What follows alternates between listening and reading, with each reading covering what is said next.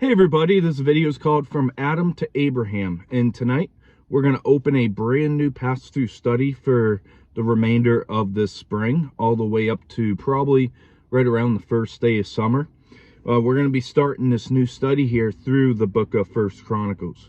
And you might be like, First Chronicles is probably your least favorite book, but while it's easy to want to skip the genealogies in the first 9 chapters, I believe that it is important to make some notes out of them. And they might just seem like a list of names when we read through them, but when you think of the people and the breakdown of the families, there is the purpose of God and God working behind it. So these are going to be some very tough chapters to get through, and I'm going to try my hardest not to put you to sleep. I know that these chapters 1 through 9 you might never ever hear in a church because they don't preach expository, and they already are afraid you're going to fall asleep on Sunday morning anyways. But I'm going to make some brief mentions of some of the people. And so I hope that you will listen to this video without skipping the next 9 chapters if genealogies are your least favorite part of the Bible. And one thing to note with this book is just like the books of 1st and 2nd Kings and 1st and 2nd Samuel, this book of Chronicles, the 1st Chronicles and 2nd Chronicles, they were originally at one point in history one book. They were not divided into 2 different chronicles. And people, they argue on who authored this book here, First Chronicles. Many people believe it's Ezra, even though it does not tell us to confirm that. And the book of First Chronicles was written somewhere between 450 and 425 BC. And the Chronicles, they will cover some of the same information that we saw back in Samuel and the books of Kings. And you might be at moments throughout our study in First Chronicles, you might be like, I've heard that just recently in your video. But while we go through the genealogies, may we be reminded that God knows each of his people. In the book of Matthew, it tells us that God knows the very number of the hairs on our head. And you may notice some themes that we go through in the book of First Chronicles, such as God's faithfulness to his people. I hope that you pick that up as a theme, and God's promises, God's faithfulness to his promises. And may we remember that obedience brings blessing. And we'll be in First Chronicles, like I said, probably till the start of summer or mid-June. And we're going to kick this party off right now. And so First Chronicles chapter 1, verse 1 through 4 says, Adam, Seth, Enosh, Canaan, Mahalalel, Jared, Enoch, Methuselah, Lamech, Noah, Shem, Ham, and Japheth. So, to make a little side joke, as I go through the genealogies here, if you get nothing out of it, hopefully you get a good laugh as I butcher these names. But from here on through chapter 9, we'll be looking at a summary of divinely selected course of redemptive history. And the genealogical listing is unique to the purposes of the chronicler, and it is not intended necessarily to be the exact duplication of any other lists in scripture. And the opening verses focuses on, in verse 1 through 4, from Adam to Noah. And what's one thing interesting to note about the chronicler in his selective genealogy is he's making no mention at this point of Cain or Abel. And when we look at the beginning of the book of Genesis, we often think of Cain and Abel. And all we see here is Seth. And we see that Noah and his 3 sons each were survivors of the flood, and they became the basis for the nations in the post-flood world. And verse 5 through 7 says, the sons of Japheth were Gomer, Magog, Madai, Javan, Tubal, Meshach, and Trias. The sons of Gomer were Ashkenaz, Diphath, and Togarmah. The sons of Javan were Elisha, Tarshisha, Kittim, and Rodanim. So, the Old Testament professor named J. Barton Payne, he states that the 7 sons of Zaphath founded the people of Europe in his studies, and also of Northern Asia.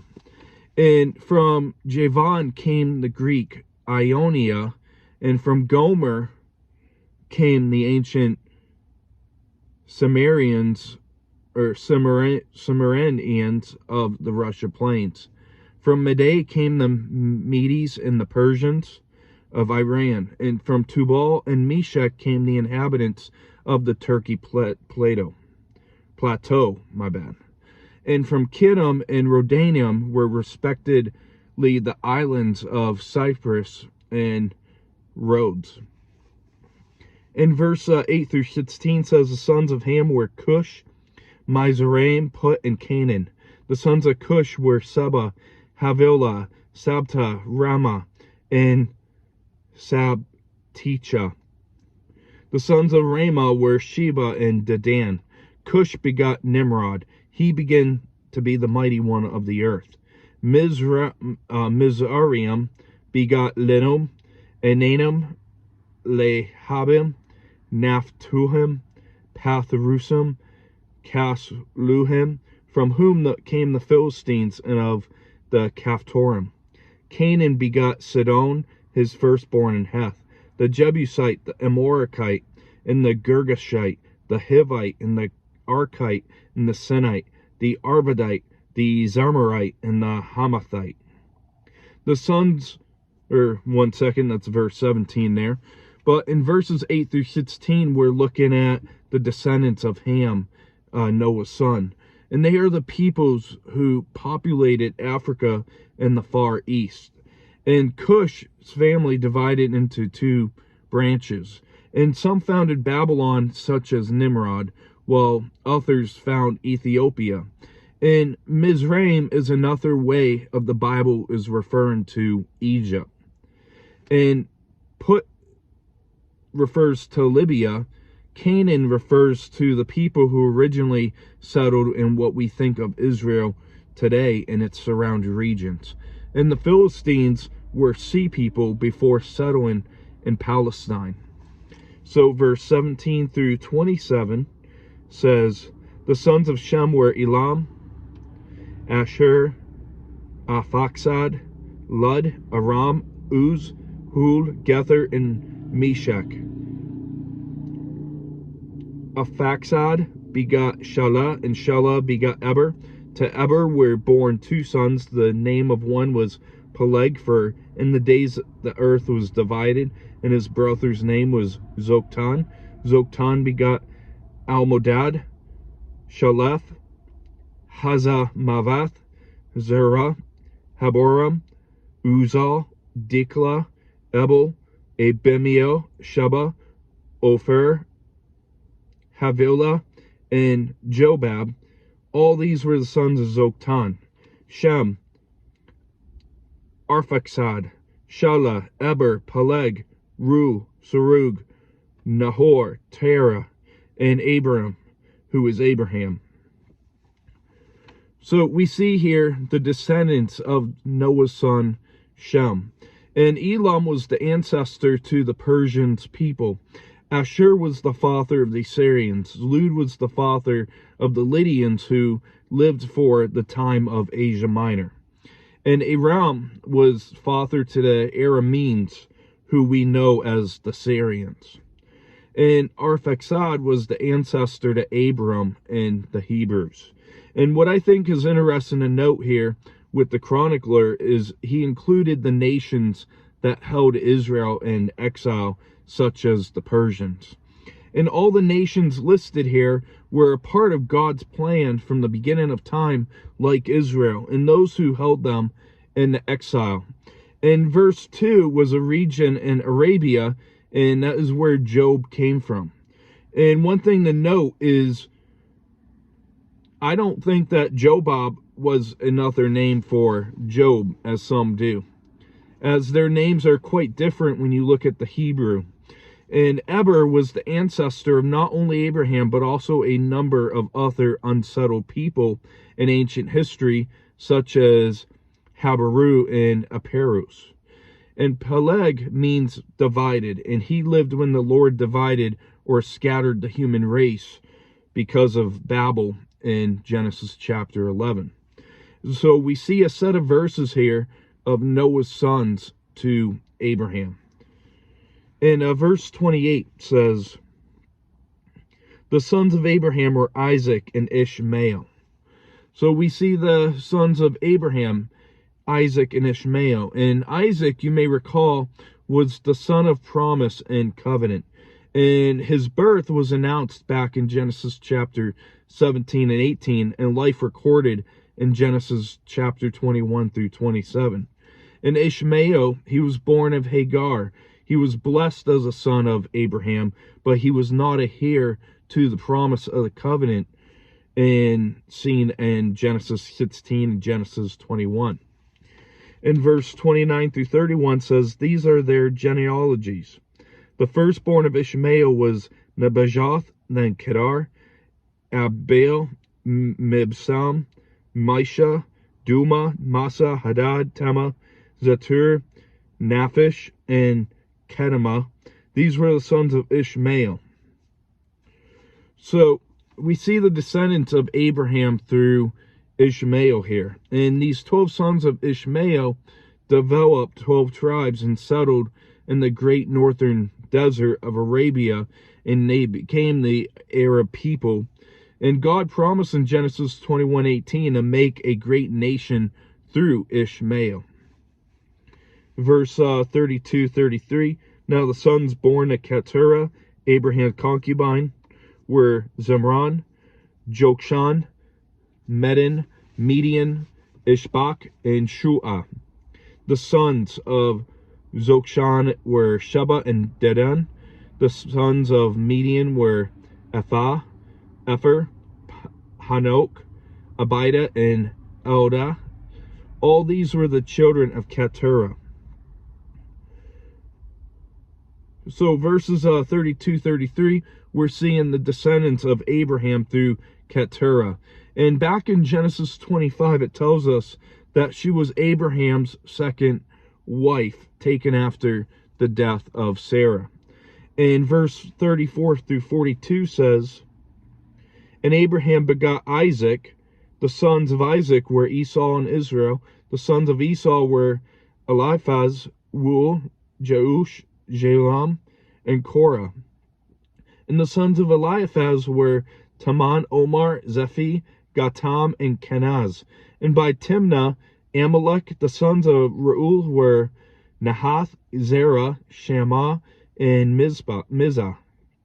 The sons of Seir were Lotan, Shobel, Zibeon, Anah, Dishon, Ezer, and Dishan. And the sons of Lotan were Hori and Homam. Lotan's sister was Timnah. The sons of Shobal were Elian, Manahath, Ebel, Shepha, and Onam. These sons were Zibeon were Azah and Anah. The sons of Anah were Dishon. The sons of Dishon were Haman, Eshban, Ithran, and Sharon. The sons of Ezer were Bilhan, Zavan, and Zakan. The sons of Dishon were Uz and Aaron. So verses 34-42, we are seeing the descendants here of Abraham through Isaac's son, Esau. And only Israel was chosen by God as the son of promise and heir of the covenant of Abraham. And nevertheless, the sons of Esau, they were still important to God, even though they were not the elect of God.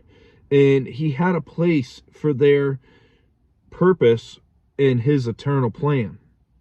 In verse 43-54 says, now these were the kings who reigned in the land of Edom before the king reigned over the children of Israel.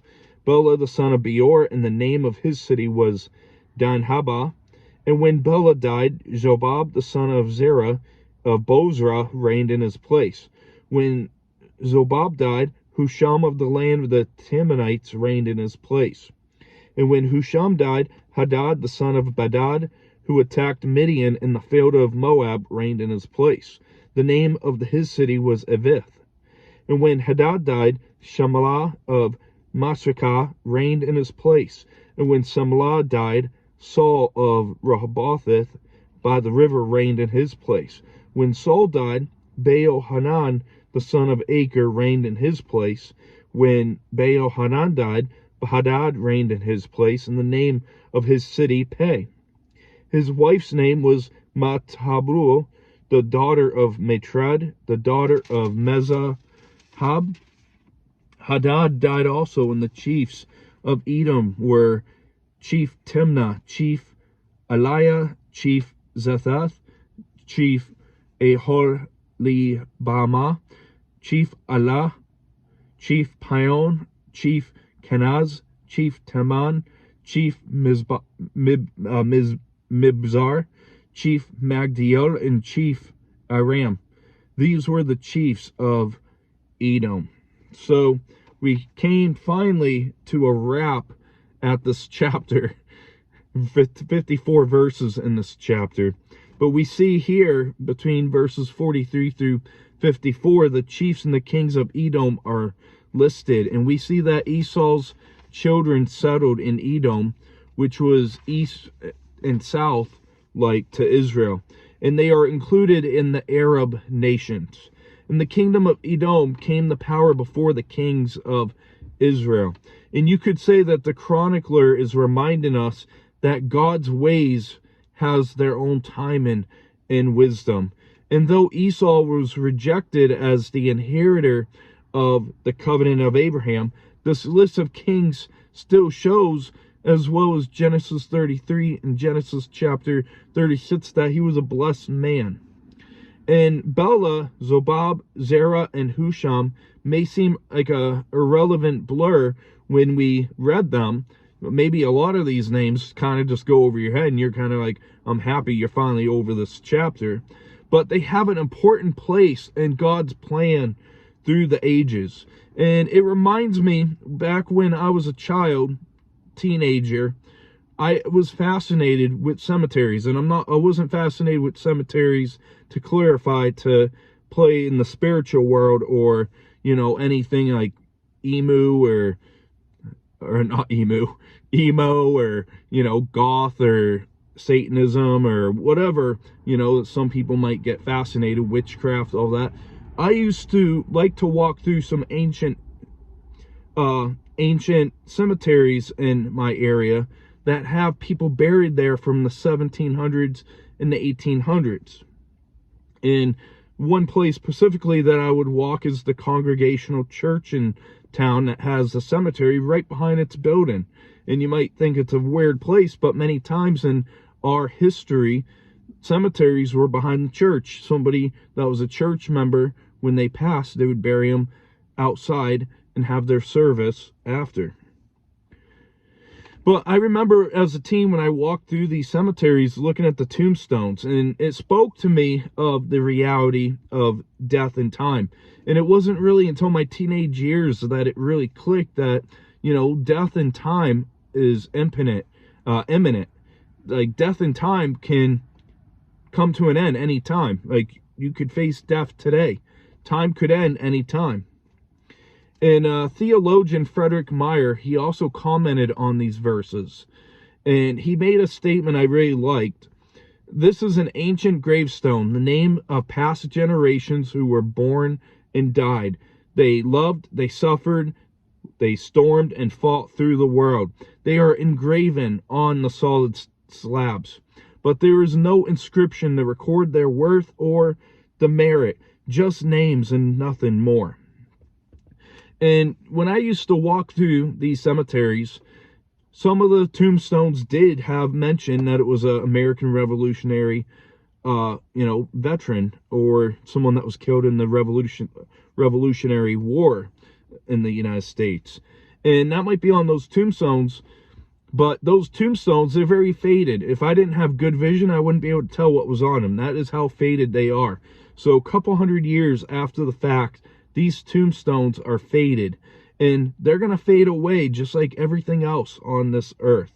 And to me, the tombstones at that cemetery, as mentioned, were people that died during the 1700s, 1800s, so on. And I have no clue who they were when I walked through there. I have no clue for the majority of what their purpose was, what they did on this earth, what they were known for. They were just names to me. And maybe when you read this chapter, these are just names listed to you. But I challenge you to go look at the scriptures I was quoting. Maybe go reread the book of Genesis and see for yourself God's purpose behind these names. And you may know the song of Dust in the Wind by Kansas.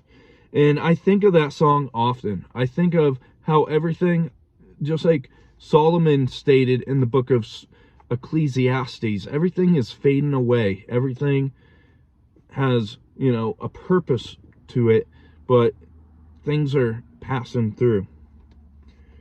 And I like Solomon's verse in Ecclesiastes 1:11. It says, "There is no remember of former things, nor will be there any remembrance of later things, yet to be among those who come over."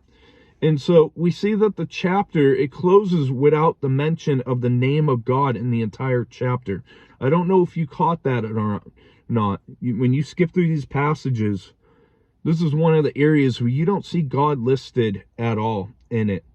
And yet, the chronicler, he mentions these men as quoting from the sacred history of Genesis, whom God is sovereign over.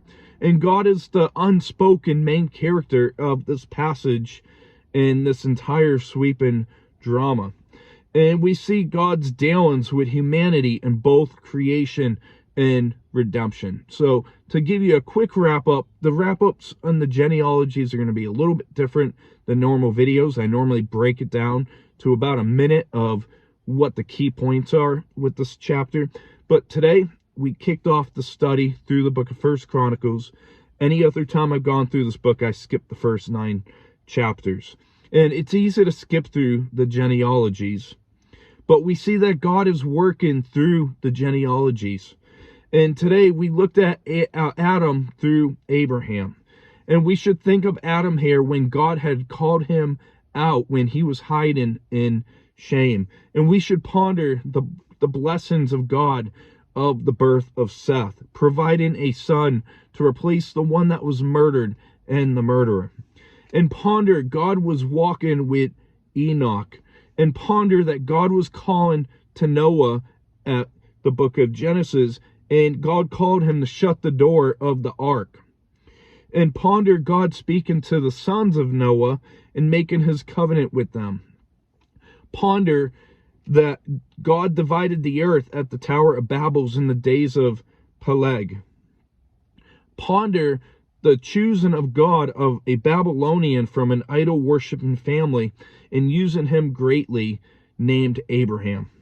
And ponder God stopping the sacrificial knife held over his son that he surrendered Isaac to God. And I just want to make a mention that I enjoyed the movie that just came out a few weeks ago.